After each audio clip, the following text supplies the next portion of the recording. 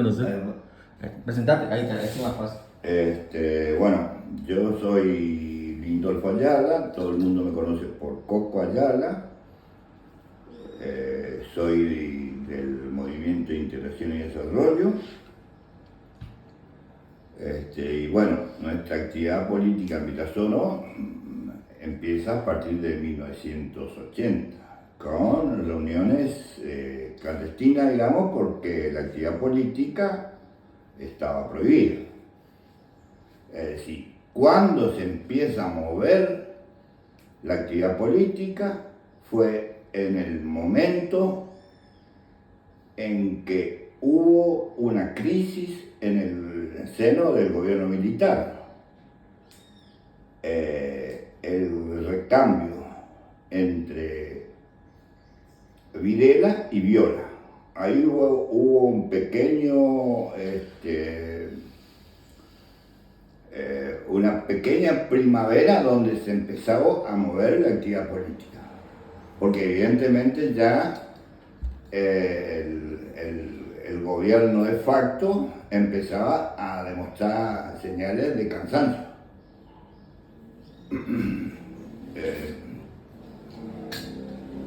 Te decía que nuestras reuniones eran clandestinas porque la actividad de los partidos políticos estaban prohibidas y se había sacado toda las personerías jurídicas de los partidos políticos y el patrimonio de los partidos políticos habían pasado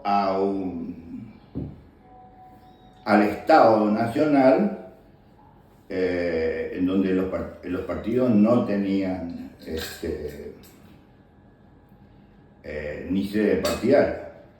El nuestro se salvó de que el gobierno tomara Ayacucho 49 porque se hizo un traspaso de la propiedad de Ayacucho 49 a una sociedad. Entonces, antes que el gobierno dejara sin sede partidaria, pasó a ser el patrimonio de una sociedad. Que eso tuvo una consecuencia. El partido fue tomado por usurpadores hasta entrados los años 87, por lo menos. Porque habían usurpado el partido y destruyeron todas las sedes centrales. Nuestra actividad acá en Villazoro empezó en verano del 80, con un homenaje a Pepe Centeno. Para quienes no sepan quién fue Pepe Centeno, fue diputado nacional, es el papá de Pepito Centeno, de Graciela Centeno. Entonces, con el justificativo de rendir un homenaje en el cementerio, después se hizo una reunión. Normalmente nosotros nos reuníamos en lo que era la veterinaria Roque Núñez o en la Feria Vieja, que es donde está Gonara ahora, que generalmente se compraban unos pedazos de carne y se hacía un asado y ahí nos juntábamos a reunir. Pero la instrucción fundamental de la organización fue que iniciáramos la actividad de afiliación, porque teníamos que conseguir como detalle, digamos, como hecho importante, que la boleta que el partido consiguiera tuviera la número 1 por una cuestión elemental de facilidad. Después,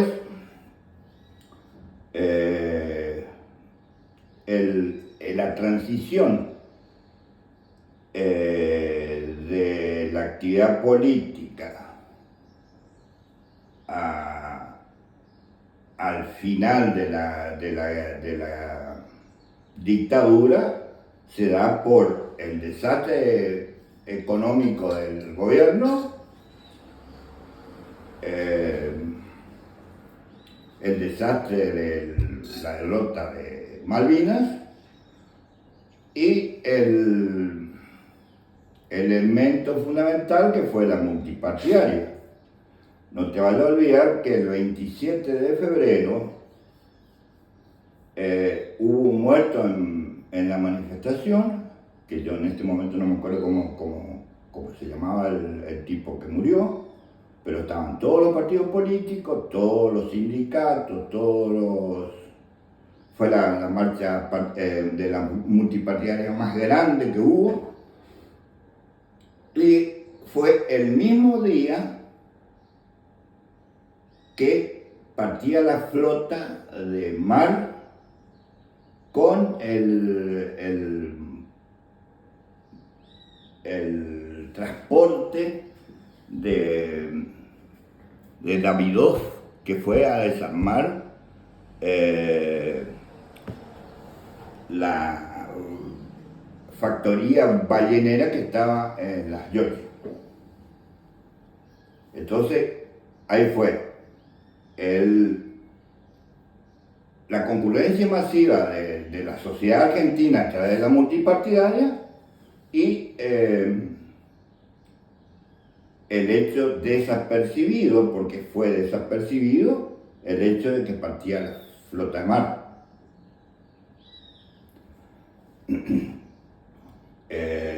En el momento en que se produce ese hecho, en Virasoro el efecto no se nota, digamos, porque no fue una cosa tan traumática, salvo la excepción de los eventos anteriores, que fueron los dos operativos militares en el campo que era Las Acacias. Pero después, por ejemplo, no se notaba una actividad así represiva como normalmente el folclore dice, ¿viste? ¿Por qué? Porque en Virasoro no había acantonamiento militar y la policía era gente que vos conocías. Entonces no. Sí, todo el mundo era consciente de que estábamos en estado de sitio, que había cosas que no se podía hacer. ¿Cómo cuál? Por ejemplo, las reuniones políticas, porque por el estado de sitio, porque era constante. No te vayas a olvidar que creo que cuando se votó en el 83 todavía se votó, creo que bajo el estado de sitio. ¿Cómo fue la campaña del 83? ¿Por tu partido? Bueno, ¿Quién era su candidato? Bueno, la campaña del partido fue, digamos, normal, tranquila, como era en el pueblo en esa época. En esa época tendríamos una población de 8.000 habitantes, la municipalidad era de segunda categoría, no había candidatura a intendente, era el presidente del consejo deliberante, del consejo municipal, se hizo sobre la base de la constitución del 1852, por lo tanto, el sistema era con electores. Por ejemplo, en el Consejo Deliberante se elegía una cabeza de lista y de ahí salía el que iba a hacer cargo, se iba a hacer cargo del Ejecutivo. ¿Quién fue tu candidato al presidente del MIT? ¿como partido o ¿Cómo como...? partido? ¿Quién llevaba el presidente? En ese momento el presidente del partido... El candidato. No, bueno, espera, por eso te preguntaba si era la presidencia de la estructura partidaria o el la... candidato del 83. En el 83 fue el Cabezón Ever, ¿Cómo es el apellido? Pinto. Perdón que Le digo el Cabezón porque todo el mundo se va. Va para toda la provincia, por eso digo Fue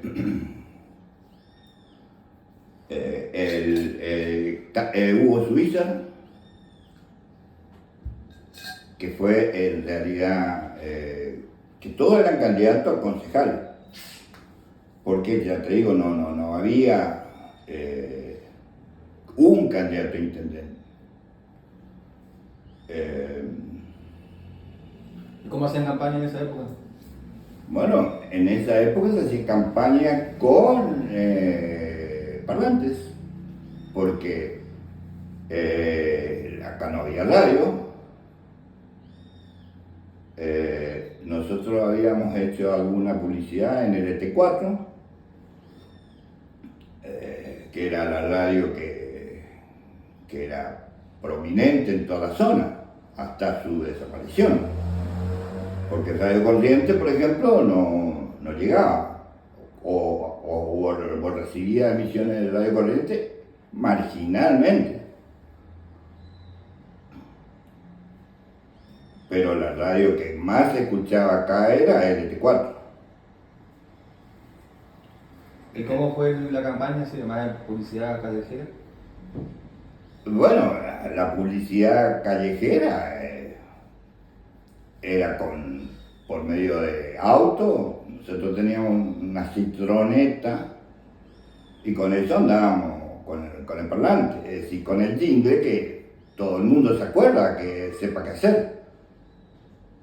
Esa campaña la hizo Nono Pugliese, que después murió por un accidente cayendo de un techo.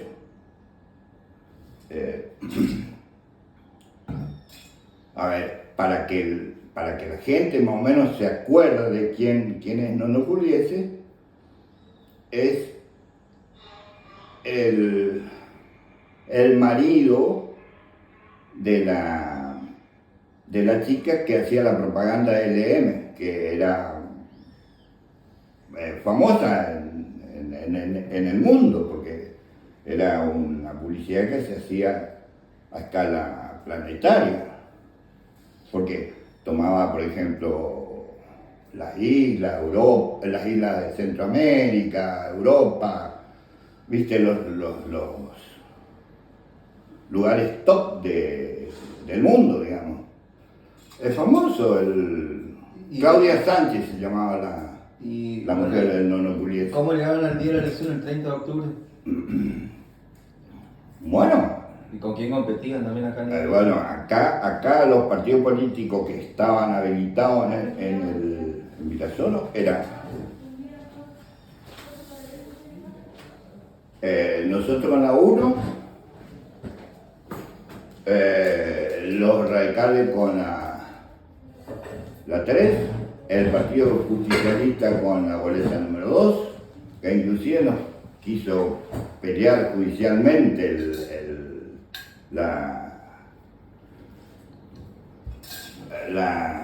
querían tener la boleta número 1, eso se peleó judicialmente y se ganó.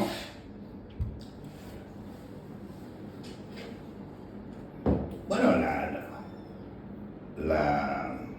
la campaña se hacía a pulmón, porque nosotros nunca recibimos dinero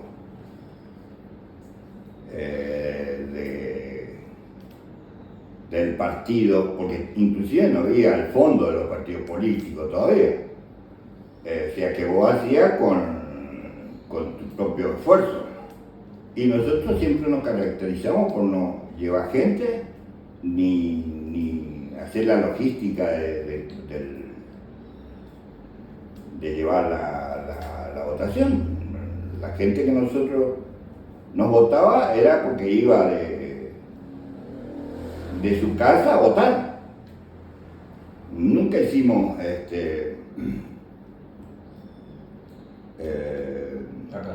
acarreo, y sí se hizo un asado en el General Paz, pero el abuso de la gente nos indicó que no teníamos que volver a repetir la experiencia, porque hubo comida en abundancia y la gente golpeaba así, tumbaba las cosas y se abalanzaba a levantar eso y a la bolsa, ¿viste? Pero no era una cuestión de necesidad de... Calculo que debe ser algún infiltrado o alguna cosa de algún otro partido político, porque si no, la gente de Virasoro no es así, ¿viste? ¿Y cómo fue el día de la elección, el domingo 30? Bueno, el domingo 30 tiene que haber pasado antes, o antes tenían que organizar toda la estructura de fiscales, organizar la logística del comicio. Me acuerdo que a las 6 de la mañana nosotros ya estábamos listos para cubrir las mesas, que en ese momento se votaba únicamente en la Escuela Nacional número 160, o sea, la 560 horas. No había mesas ni femeninas, había mesas femeninas, pero todo en la misma escuela.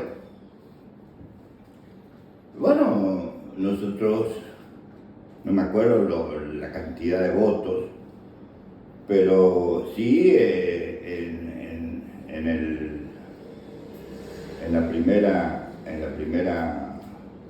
elección nosotros metimos un concejal. ¿Sobre? No, y eran 7 concejales. ¿Entró su primer candidato? Entró el cabezón. ¿Y cómo se cerró el comicio? ¿Hubo algún problema? ¿La policía intervino? No, porque en ese comicio fue custodiado por el ejército. No había demasiado problema. Había alguna persona que no sabía votar, por ejemplo, me acuerdo. ¿Se perdió la costumbre de votar, digamos? Sí, porque había gente grande y cometía errores. Por ejemplo, una persona, en lugar de depositar el sobre en la urna, puso en los placares de la escuela 160, además 560. Dice que la estructura de la Escuela Nacional son las aulas, después hay una especie de repisa en el medio y hay 2 placares. Bueno, el tipo puso adentro del placar el sobre. Cuando vos vas a contabilizar los votos con la cantidad de sobres, te faltaba un sobre. Entonces empezamos a buscar. El promedio de las mesas eran 250 personas. Alto. Claro, pero 250 personas, pero el comicio era más chico, la población era más chica. No, pero alto la cantidad de gente para votar. Alto. Sí, fue alto. Fue alto. Sí. ¿Estaban entusiasmadas las personas? Pero por supuesto, era una fiesta. Calculado, hacía mucho que no se ejercía el sufragio, el voto. Ahora, la transición de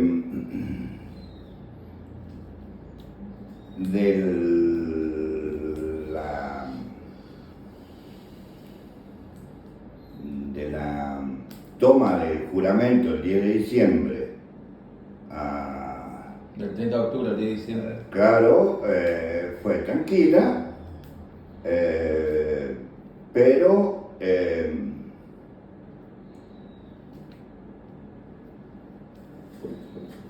había un problema el 10 de diciembre.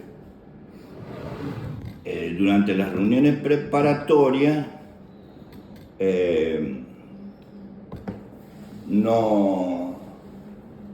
no querían que sea público el acto de... ¿La Asunción? Claro, entonces se hizo en el gimnasio. Es más, yo considero que el intendente juró mal, porque se hizo en el gimnasio. Pero con público. Con público. Ah, No, pero pará. Eso fue la reunión preparatoria. Se fue al gimnasio, pero después hubo que el juramento. Y en el juramento, el presidente del Consejo Deliberante, que va a ocupar el cargo de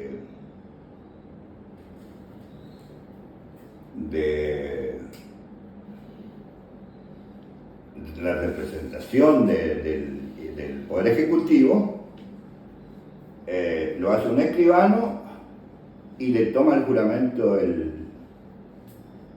el gobernador. Era Pocho. Claro, cosa que no corresponde. Técnicamente tiene que ser un presidente provisional, que generalmente la Constitución establecía El más viejo. el más viejo o el más joven. El decano, ¿no? Claro, el más joven de los concejales sin embargo esa anomalía pasó desapercibida. Che, Coco, ¿y alguna reflexión como para terminar estos 40 años de democracia que... Y bueno, de esta democracia sufrimos bastante porque si bien existen logros concretos, se hizo habitual la votación,